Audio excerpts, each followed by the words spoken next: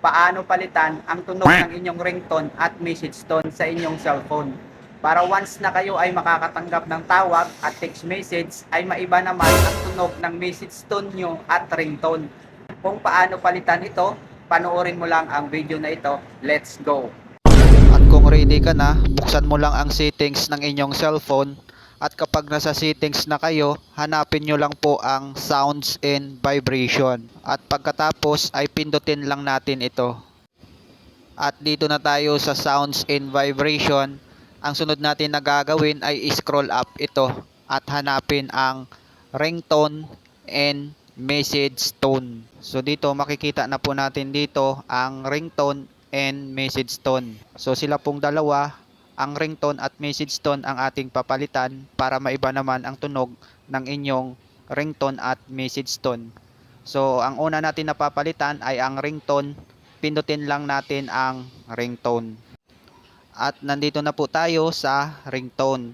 So dito po sa phone ringtone, pwede na po kayo dyan mamili kung anong gusto nyong ipalit sa ringtone ng inyong cellphone. Para once na may tumawag sa inyo ay maiba naman ang tunog ng inyong ringtone. At scroll up nyo lang yan pababa at marami pa kayong pagpipilian.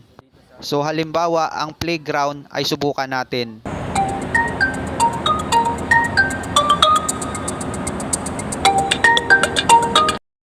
So isa lang po yan sa mga halimbawa na ringtone dito po sa inyong cellphone.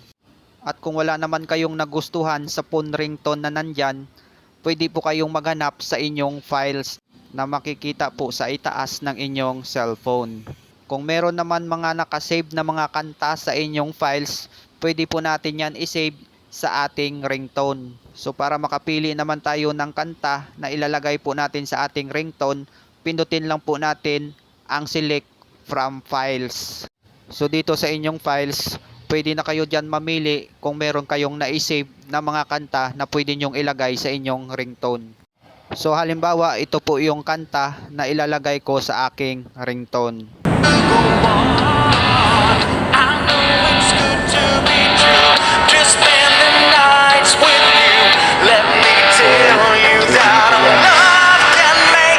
So isa lang po yan sa mga halimbawa ng mga ringtone ko na nakasave po dito sa aking files. Tandaan po ninyo kung saan po nakatutok ang kulay na yan, yan po ang masisave sa inyong ringtone or sa inyong message tone. So kung okay na at nakapili na kayo sa inyong files, balik lang po tayo sa ating ringtone at pindutin itong arrow na makikita po sa upper left side. So dito nyo po makikita kung na-save na ang ringtone na nanggaling po sa inyong files. So okay na yan, nakapagpalit na tayo ng ringtone. Ang sunod naman natin na papalitan ay ang message tone. So pindutin po natin itong arrow na makikita po sa upper left side at mapupunta tayo sa message tone. So nandito na tayo sa message tone. Para mapalitan natin ang tunog ng ating message, pindutin natin ang message tone. So dito pwede na kayong mamili sa alert tone na ipalit nyo sa inyong message tone para maiba naman ang tunog ng inyong text message. At scroll up nyo lang yan hanggang paibaba at marami kayong pagpipilian. So halimbawa, ito ang gusto nyong ipalit sa tunog ng inyong text message or sa inyong message tone. Pindutin po natin ito. Instant 30. Kayo na po ang bahala kung ano po ang nagustuhan nyo na ipalit sa inyong text message or sa inyong message tone. So same lang po sa ringtone, kung wala naman po kayong nagustuhan dito na ipalit sa inyong text message or sa inyong message tone, pwede po kayong makakuha sa inyong files kung meron po kayong na-save na mga ringtone or message tone sa inyong files. So pindutin nyo lang po yung select from files na makikita po sa itaas ng inyong cellphone.